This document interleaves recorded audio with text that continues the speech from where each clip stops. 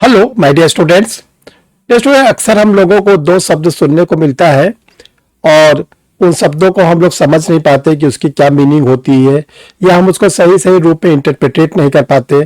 तो वे कौन से दो शब्द हैं जो लॉ से जुड़े हुए हैं, बाकी वो पॉलिटिकल भी शब्द हैं। पहला शब्द है हाई कमिश्नर और दूसरा शब्द है एम्बेसडर। एक शब्द हाई कमिश्नर है जिसको हिंदी में हम लोग कहते हैं उच्चायुक्त, और दूसरा शब्द है एम्बेसडर जिसको हम लोग कहते हैं राजदूत। कभी हम देखते हैं बोलते हैं कि अमेरिका में भारत के राजदूत, तो कभी हम लोग बोलते हैं ब्रिटेन में उच्चायुक्त। तो ये होते क्या है, हाई कमिश्नर और एम्बेसडर, दोनों में क्या अंतर होता है, क्या दोनों एक ही होते हैं, ये चीजें आज हम आपको लोग को इस वीडियो में क्लियर करने जा रहे हैं। I am Haribihari Shrivastava, law experts, परीक्षा refresher, online law classes from Allahabad. देखिए, इधर हमने आप लोग को कई बेसिक टॉपिक पर वीडियो दिया है जो हम लोग को एक लॉ के स्टूडेंट को या एक आम नागरिक को जानना बहुत जरूरी होता है। इससे हमारी पर्सनालिटी निखर कर सामने आती है और हम कहीं पर भी इसको प्रॉपर रूप में बता सकते हैं, बोल सकते हैं, समझा सकते हैं। इसलिए हमने आप लोग को कई वीडियो इधर बना के दिए हैं। आज ही आप लोग को एक और नया वीडियो मिल रहा है। अब इसको हम लोग देखते हैं कि हाई कमिश्नर क्या होता है और एम्बेसडर क्या होता है।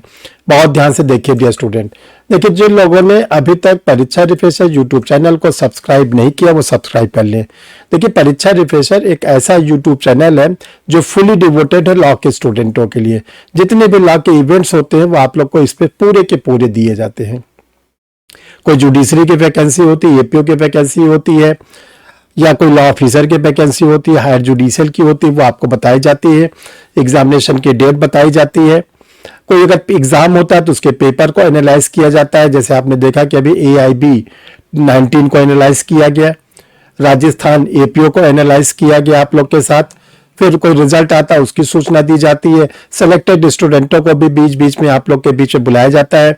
अभी बिहार जुडिशरी में हमने 2 स्टूडेंट जो परीक्षा रिफ्रेशर लॉ क्लासेस के सिलेक्ट हुए, उनको हमने आप लोग के बीच में बुलाया। तो ये सब खूबियां लेकर बनाया गया ये चैनल जो आप लोग के सहयोग से ही चलता है।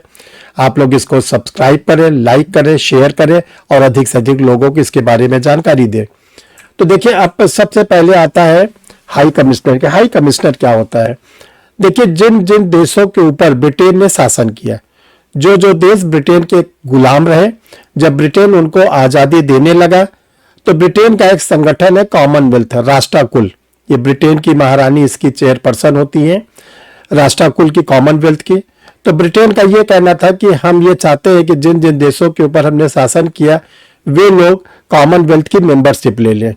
तो कॉमनवेल्थ की मेंबरशिप ले लेंगे तो हमें पता रहेगा कितने देशों के ऊपर हमने शासन किया। तो अब देखिए, हाई कमिश्नर क्या होता है? High commissioner is the official diplomatic representative sent by one commonwealth country to another. यानी एक राष्ट्र जब दूसरे राष्ट्र में अपना कोई डिप्लोमेटिक भेजता है, ठीक, लेकिन दोनों के दोनों राष्ट्र क्या हो, कॉमनवेल्थ के मेंबर हो, तो उनको हम लोग बोलते हैं हाई कमिश्नर। जैसे देखिए, इंडिया के ऊपर भी ब्रिटेन ने शासन किया, श्रीलंका के ऊपर भी शासन किया। तो इंडिया अगर अपना कोई डिप्लोमेटिक भेजेगा श्रीलंका में तो उसको बोलेंगे हाई कमिश्नर। इसी प्रकार श्रीलंका अपना कोई डिप्लोमेटिक जो भेजता है उसको भी हम लोग हाई कमिश्नर बोलते हैं।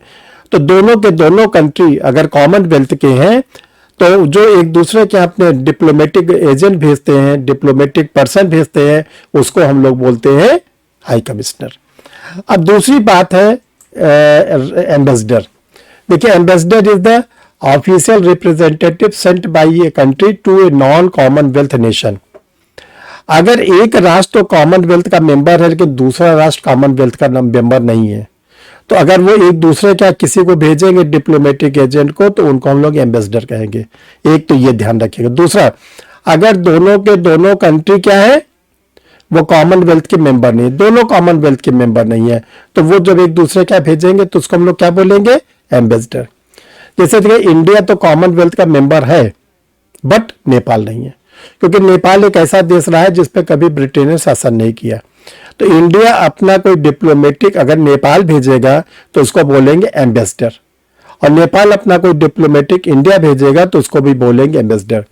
हम समझते हैं कि डियर स्टूडेंट, आप लोग को ये टॉपिक समझ में आ गया होगा कि what is distinguish between high commissioner and ambassador. ऐसे वीडियो आगे भी आप लोग को मिलते रहेंगे। आप लोग कमेंट जरूर लिखा करिए, वीडियो को शेयर किया करिए। देखिए ये सब बहुत ही बेसिक चीजें होती हैं जो हमने आप लोग के लिए शुरुआत करके 6-7 टॉपिक पर आप लोग को वीडियो दिया। आप लोग वीडियो को शेयर कर दिया करिए, कमेंट बॉक्स में लिखा करिए आपको वीडियो कैसा अच्छा लगा, और आगे के वीडियो के लिए चैनल को सब्सक्राइब किए रहेंगे तो जो भी आगे का वीडियो बनेगा आपके सिस्टम पर आने लगेगा। Thank you. परीक्षा रिफ्रेशर ऑनलाइन लॉ क्लासेस को आप क्यों ज्वाइन करें? पिछले 1 साल का ऑनलाइन लॉ क्लासेस का रिकॉर्ड रहा हमारा, वो अगर आप देखें तो 110 स्टूडेंटों ने बिहार के एपीओ के लिए क्लास लिया, उसमें से 55 स्टूडेंटों ने फाइनल सिलेक्शन लिया। सर आई एम ग्लैड कि मुझे तब पता चला, राइट टाइम पे पता चला। उसके बाद से आपने बहुत अच्छा गाइड किया, मेंस में भी, इंटरव्यू में भी, स्टेप बाय स्टेप सर, तो वो बहुत ज्यादा हेल्पफुल था सर। और ये 32वीं न्यायिक सभा भी सर के ही मार्गदर्शन में दिया, और इससे पहले हम बिहार एपीओ में सिलेक्शन हो चुका था पिछले ही साल अंतिम रूप से, और अच्छे रैंक से मेरा सिलेक्शन हुआ था, और उसके लिए भी सर से मैंने पूरी कोचिंग ली थी। का पूरा सहयोग रहा हर स्टेज पे। सर ने सर की वो क्लासेस जो भी थी उन्होंने उसमें हमें समझाया गया किस तरीके से हमको अच्छे से अच्छा और धीरे धीरे करके अपने आंसर देने, और जो पूछा जाए सिर्फ वहीं तक का आंसर देना, ज्यादा अपना शो नहीं करना। रिक्वायरमेंट थी। ऑल्दो मैं दिल्ली में होते हुए भी, दिल्ली में भी काफी सारे थे, लेकिन मैं या तो मैं उन्हें अप्रोच नहीं कर पाया या मुझे नहीं पता, लेकिन कोइंसिडेंटली यूट्यूब में मैं आपकी काफी वीडियोस थी सर जो पहले से वॉच करता था, और मुझे लगा कि वहां से आपके यहाँ से मुझे जो गाइडेंस मिलेगी, जो मैं एक्सपेक्ट कर रहा था सर, बिल्कुल 100% ज्यादा ही मिला। और ये सफलता जो मुझे मिली है इसके लिए मैं ईश्वर का तो धन्यवाद दूंगी ही, साथ साथ आपका भी एक सहयोग रहा है मेरी इस सफलता में, तो मैं आपको भी बहुत बहुत मतलब दिल से आभार प्रकट कर रही हूँ। Thank you Richa ji, thank you. परीक्षा रिप्रेशर सर से पूरी तरह से इसमें गाइड ले, जहाँ कोई प्रॉब्लम हो हमारे सर बताने के लिए एनी टाइम तैयार हैं। उनकी काफ़ी बुक्स वगैरह भी आ रही है, जिनको पढ़कर हम एक रणनीति बनाकर। मैंने ऑनलाइन क्लासेस ज्वाइन किया था, मैं सर की सफलता और साथ साथ मेरी भी सर की उपलब्धि के कारण मेरी सफलता हासिल हुई है, इसके लिए मैं सर के प्रति आभार व्यक्त करता हूँ। सोचा कि अब क्या किया जाए, तो फिर इधर उधर मार्केट में बहुत जगह खोजने पे फिर सर के बारे में पता चला, परीक्षा लॉ रिफ्रेशर के बारे में पता चला। सर को 31 इयर्स का एक्सपीरियंस है अपने बच्चों को पढ़ाने का, सर से मैं जुड़ा। फिर आपने मुझे डांटा भी कि उलझुल बातों में दिमाग मत लगाओ, अपना तैयारी ऑनेस्टी से करो, सिलेक्शन हो जाएगा। उलझुल बातों पे ध्यान दोगे, बहुत रूमर फैलते हैं, ऐसा होता है वैसा होता है, उस चक्कर में कुछ नहीं रखा है। तो आपका जो डांट पड़ा सर उससे भी अच्छा लगा सर। तो अच्छे तरीके से सर के गाइडलाइंस में गहन अध्ययन किया, और प्रॉपर जो प्रीवियस ईयर का मेंस का जो था पैटर्न उसको मैंने फॉलो किया, और बारीकी से क्वेश्चंस को अध्ययन किया। जो 6 नए एक्ट जोड़े गए थे उसके लिए सर से ही मैंने लिया, और सर के गाइडलाइंस में उसको भी पढ़ा। इस इंस्टीट्यूट के द्वारा जो आप लोग के लिए क्लास ली जाती है उसमें फीस बहुत ही नॉमिनल है। इतनी नॉमिनल फीस है कि बड़े बड़े इंस्टीट्यूट की कुल 10% फीस को लिया जाता है, जिसमें आप लोग को प्री की, मेंस की, इंटरव्यू की तीनों तैयारी कराई जाती है। मेंस में आपको क्वेश्चन आंसर लिखवाए जाते हैं एग्जाम ओरिएंटेड, और आपको कोई प्रिंटेड नोट्स वगैरह नहीं दिए जाते हैं।